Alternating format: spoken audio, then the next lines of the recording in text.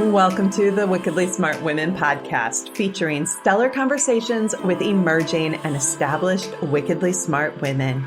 Thanks for joining us today as we celebrate women who are committed, care deeply, and have the courage to take action and create conscious change all around the world. Now here's your wickedly smart host, Anjel B. Hartwell.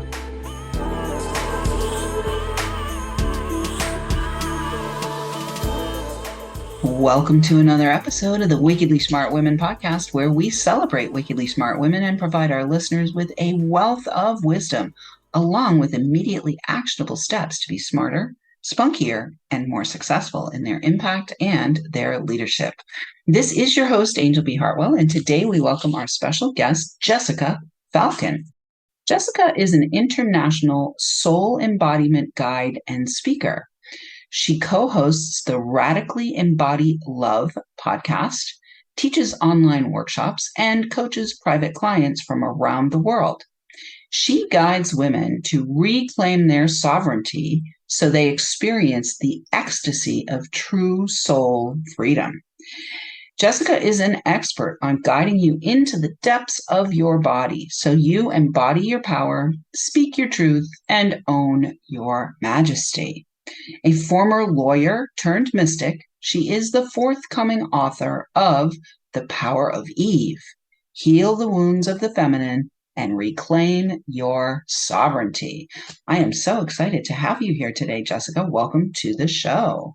Thank you. It's such an honor and pleasure to be here with you, Anjel, and I'm excited to dig into such a deep conversation. Likewise. Well, I want to start, Jessica, by talking about this idea of embodiment. Embodiment is something, it's like a phrase that's been coming up, or a word that's been coming up more in the last probably decade at most, maybe in the last decade at most. It's not something that people were talking about 10 years ago or 20 years ago or 30 years ago.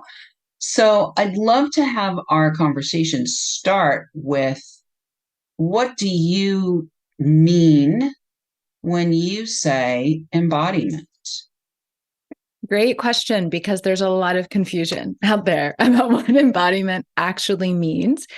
And my definition might be slightly different because I'm a soul embodiment coach. And so when I look at embodiment, I look at it from that perspective. But embodiment overall is our ability to be in and inhabit our body. Now, that's different than just working out and moving our body. That's different than dominating our body or controlling what we eat. It's more about forming a relationship with your body, because when you connect with your body by breathing into the body, by creating space and the body through your breath, through slow, intentional movement, through intention and awareness, you begin to open the energetic channels for all of that infinite wisdom that exists within you to rise to the surface, to come into consciousness, to inform you, so that you actually, when you're truly embodied, are developing a relationship with yourself, your true self, the part of you that is beyond what you do, is beyond what you think, is beyond anything external to you. But that truest, deepest part of you that is eternal, the soul, what I call the soul, or your truest essence, that it has an opportunity to guide your life when you know how to connect to its wisdom and truth. Beautiful. I love that. Well, as somebody who spent probably the first 4 decades of my life disembodied, I didn't even know I was disembodied until I got clued in that I was. I definitely come from a generation, and I think you potentially were at the tail end of that generation, where, we were really taught to dominate. And I think that idea of dominating your body is still incredibly prevalent in our culture. I like that word. I think that's a great word to describe what happens. So let's talk about some of the cultural, societal, marketing, advertising world, movie world messaging that most women have been imprinted with that causes us to dominate? And how do we dismantle that? How do we detach from that? How do we disintegrate that from our psyches and our actions in the world? I always like to get to the root of why, because when we get to the root of why, that's when we can actually make the shift. And the reason that we are so acculturated and have been conditioned for literally thousands of years to dominate the body is because we've been taught to dominate the feminine, to dominate the earth, to dominate woman, because the body was separated from the soul. And we saw the body as simply an object, something to be controlled, something that existed outside of spirit, something that was corrupt. We were told not to trust the body. And so, of course, when you don't trust something, what do? You want to control it. You want to dominate it. That's where control comes from. It's rooted in a fear that you cannot trust the thing you're trying to control. And so when we understand that the very reason we have been taught to dominate the body is because it's been seen as an object, particularly for women, right? We have been taught that our body exists for the benefit of another. Our body is just for how it looks and what it can do and how it can serve, rather than our body as this well of infinite wisdom, as the communication device for our soul, as a temple, a holy temple that we reside in, that we have the miraculous ability to reside in and commune with, to reclaim our power and sovereignty and truth. That's a completely different way of looking at the world. And so in order to stop dominating the body, we have to shift our perspective and start to develop trust of the body and start to see the body as something more than an object. And when we can start to shift that perspective with our minds, it gives us the greater ability to start to go into the body and see it as something other than object, see it as energy. Because when I work with clients, it's all about connecting to the energy of the body. Yes, the physicality, beautiful. It's important to move the body, to nourish the body, to touch the body. But what is most important around embodiment and sovereignty is connecting with the energy that is contained within and around the body, because it is that energy that informs us and that holds the trauma memories, that holds the subconscious programming, that holds the shadow, that holds the wisdom, that holds the past life memories. That's what we really want to access. Beautiful. Well, let's take a little turn here because you're a former lawyer turned mystic. And so for many of our Wickedly Smart Women listeners, they may be in a turning point. They may be in a moment of transformation. I have myself transformed out of being a real estate developer to now doing the work that I do in the world with my Wealthy Life mentorship and podcasts and so forth. And so I know for myself what my journey was. I'm curious what your journey was. I love to share these stories because I think that they are able to inspire other women to just keep moving forward, even though it seems maybe slightly crazy to go from, what the culture has expected of us into full sovereignty. So can you talk a little bit about your own transformation from being an attorney to turning into a mystic? Mm-hmm. When I was a practicing attorney, I loved what I did because I cared about justice. And that's still very important to me. And that was the way I knew at that time to achieve justice, was as a criminal prosecutor. I wanted to give voice to those who didn't have a voice. I wanted to right, quote, wrongs in the world that I saw. And it was kind of the path that I was ultimately led into after law school, even though I went to law school to do women's rights, ended up becoming a criminal prosecutor for almost 7 years. And during that time, almost immediately after starting, I had life event after life event after life event that really began to shake up my perception of this world and have me go, there's a way more to the world than meets the eye. And the first was a flood in which I lost everything in a matter of hours. And less than a year later, I was in a bicycle accident. And this is most applicable to the embodiment transformation because it was a bicycle accident in which a metal chain literally cut into my chin a couple of inches. And if it had hit me here or here, my neck or my eyes, I could have been dead. And instead, I had no broken bones, no broken jaw, no broken teeth, but I still had to have surgery right away. And a couple of days after the surgery, I went into the half bath at my mom's house, who was helping take care of me because I was pretty immobile for a few days. And I wanted to take off the bandage. I hadn't looked at myself in the mirror yet. And I started to remove the bandage. And when I did, my face was deformed. And I did not recognize the face looking at me in the mirror. And I stepped back in horror. And then my eyes caught themselves and they bore into me. And I realized I am the same person I was before. I am more than my body. I am something else. And that knowing deepened into every cell of my body because I had hated my body growing up. I had dominated my body for years. I had tried to make it look thinner and smaller, right? The be invisible because you don't look the way I think you should look. And all of that internalized shame I had felt for years and years and years.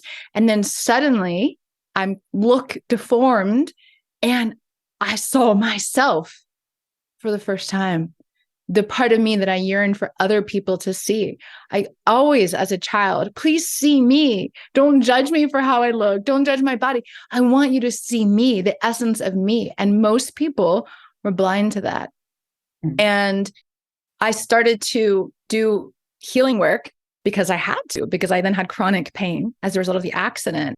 So we're going to just take a quick break right now. And when we come back, we're going to find out more about Jessica and where you can connect with her. But right now, Wickedly Smart Women, we need your help. If you are enjoying this show, please consider joining our community, making a donation at wickedlysmartwomen.com and sharing with your lovely lady friends that might benefit from our content.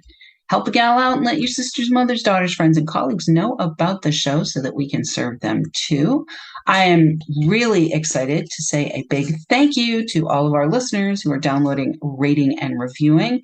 We are bumping up on a big fat number in our downloads. So thank you for continuing to share the show and listen to the show.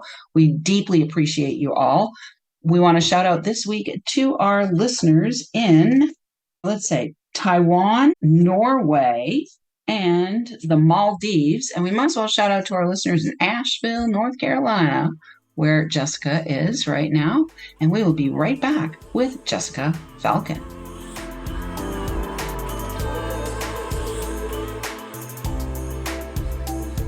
The Wickedly Smart Women podcast is brought to you by the Wealthy Life Mentor. Women, are you on the edge knowing that life is calling you to make a change? Are you ready to be part of the evolution of what it means to be a wickedly smart woman, creating your wealthy life by design? A life that is an extraordinary work of art. Anjel B. Hartwell, the Wealthy Life Mentor, is hired by women in transition. Women just like you who want to break through to their brilliance, become clear on the value of their wisdom, and embody a beauty-filled, balanced life of shameless self-expression. Discover your wealthy life readiness by taking the quiz at quiz.wealthylifementor.com.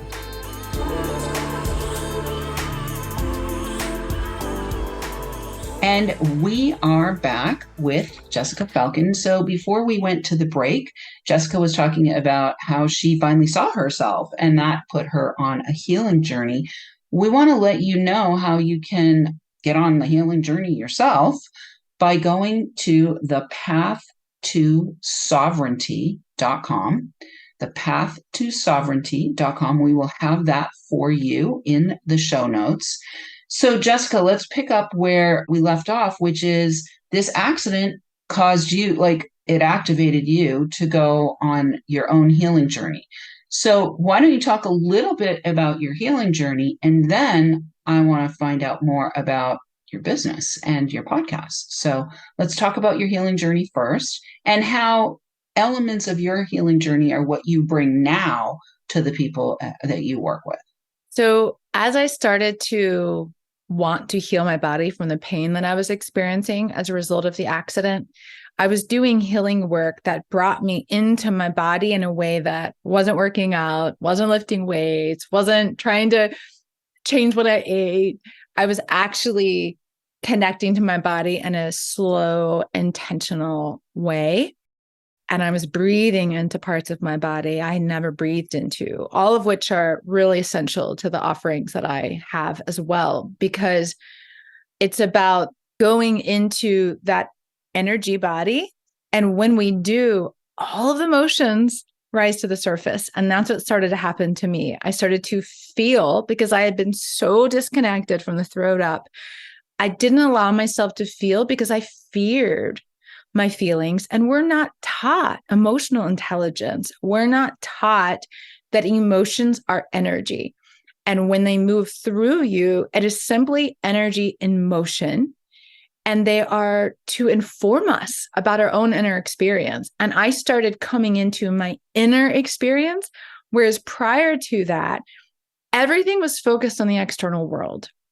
Everything I did was based on what I was told to do, what was expected of me, what was demanded of me, what I thought I was supposed to look like, what I thought my path was supposed to be, what I'm told success was. Going back to changing from being a lawyer, that's supposed to be successful. You're supposed to be successful only when you make money, only when you have this career, only when you have this house, or only when you do this thing. All of that is external. And when we start to connect with our internal world, we hear what our own soul actually wants, because we're never going to be happy and joyful and free if we're just living according to the external. And when our internal is what guides us, we are liberated. It's ancient wisdom. It is ancient feminine knowledge and power to live this way.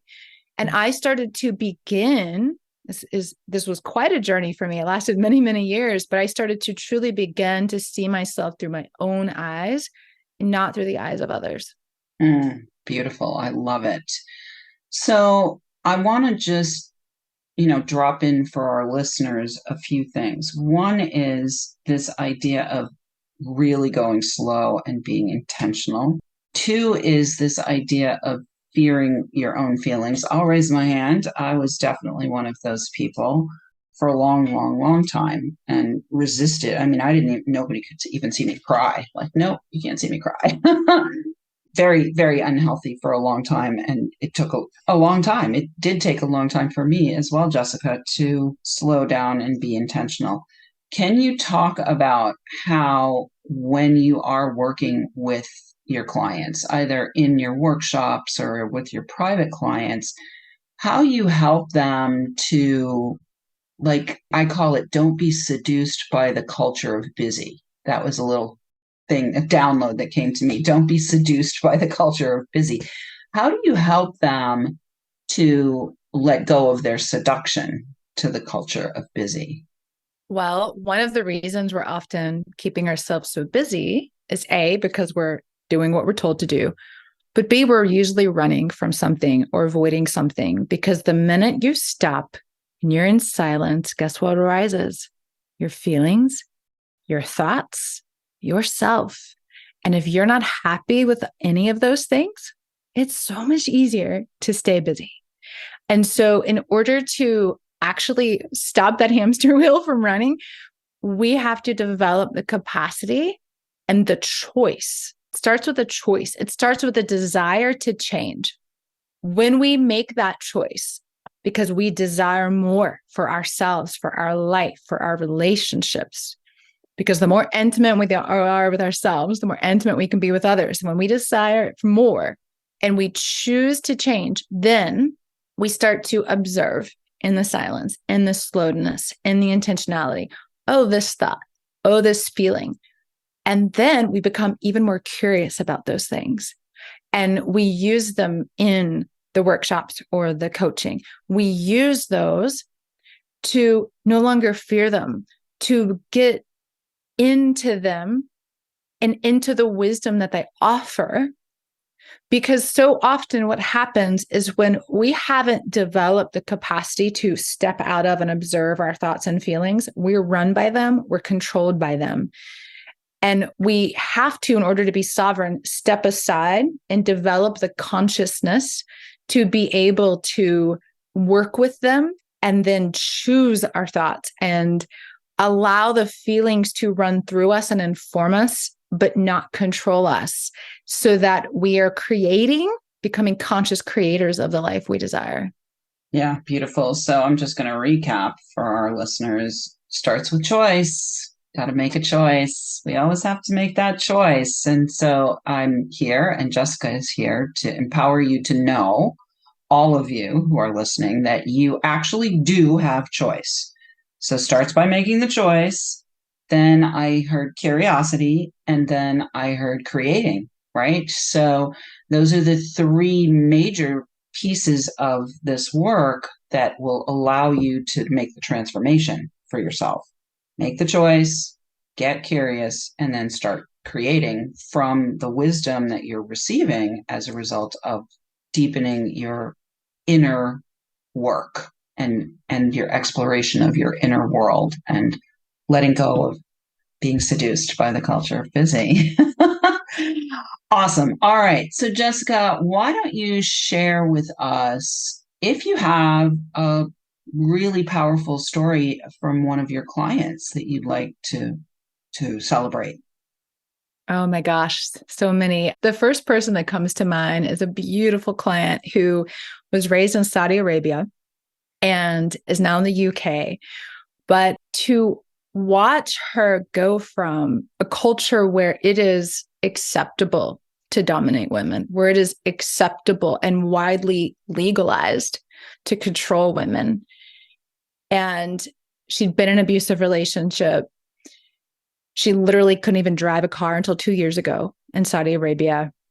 Women there can't get in the water and swim. Only men can. Just, I could go on and on. Mm-hmm. And to witness her and our 9 months of working together one-on-one experience so much power and freedom and choice, not necessarily because all the external things changed, but she developed that true inner freedom by releasing the guilt that we're so conditioned to have when we don't give others what they want and make them happy, by releasing all the internalized shame, by actually gaining power and sovereignty over her own body and choosing for herself. Oh, I mean, it would bring tears to my eyes. Mm-hmm.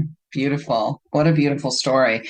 So Jessica, I do want to talk about how you went from doing your own work to creating a business, because I think that's also a path that many of our wickedly smart women might be looking at. Because when you become sovereign, often you become unemployable. I will raise my hand. So if you have a little bit about that choice that you made to start your own business, that would be great too. Yeah. The word business, I have to say, is still a little hard for me because it's a soul mission and it's such a heart-burning desire. And that's where it started for me. I was working on my book. I spent 10 years living, breathing, researching, and writing the book, The Power of Eve. And during that process, not only was it incredibly healing for me, but I was researching the root patterns that have led to this suppression of the feminine through the body, through our wisdom, through our feelings, through woman and the earth. And I realized that I'm clearly not the only one experiencing all of this. And these are the root beliefs that I was able to bring to light that reside in the subconscious mind and in the unconscious mind that we're not even aware of. And I just knew I had to bring this forward. And I started working with clients around the world who experienced the same things. And so the more I had that affirmation, the more I realized these truly are root beliefs that we actually have the opportunity now, and we are so guided by forces outside of us to heal these for good and to shift the consciousness on this planet and to truly embody our own light, our own love, our own soul. It's a radical shift. Once you start this path, you can never go back. And I knew that there was nothing else I would rather do. And so I started to, research what it's like to start a business and how to become an entrepreneur. And I would take business programs. But quite frankly, what I learned more than anything is that my ability to go within and listen to, connect to the truth and wisdom of my soul is what actually allows me to create the offerings that most serve, because I'm not following a format or someone else's idea. I am truly creating from my own soul. And I know and trust that they will always reach those aligned with those offerings. Beautiful. I love it. Well, Jessica, what a pleasure it's been to have you here today. I love your frequency and your passion and your devotion to the work. And yes, you're not alone. There's many of us. Many of the people who are listening are probably either seeds that are getting germinated just from listening to this, or sprouts that are growing, or some of them might be great big trees of women who are really here on this planet to be facilitators and midwives and doulas through our own lives of creating the conscious change that the planet called us to here, to be in these bodies to facilitate. So thanks again for being with us. And listeners, we do love feedback. Please let us know what you thought of today's episode. Go right now to wickedlysmartwomen.com to join our community, share your takeaways, ask questions, or submit guest suggestions. Thank you so much for tuning in. Keep your ears open, and remember, you are a wonderful woman. Thanks for tuning in, downloading, and listening. Be sure to rate and review Wickedly Smart Women on Apple Podcasts and share with other women who can benefit from today's episode. Wickedly Smart Women is the premier podcast series for informing, activating, and inspiring the leader who carries profound wisdom and knows that now is the time to welcome wealth. We welcome your feedback and guest suggestions and invite you to subscribe to our mailing list to be notified of each new episode at wickedlysmartwomen.com.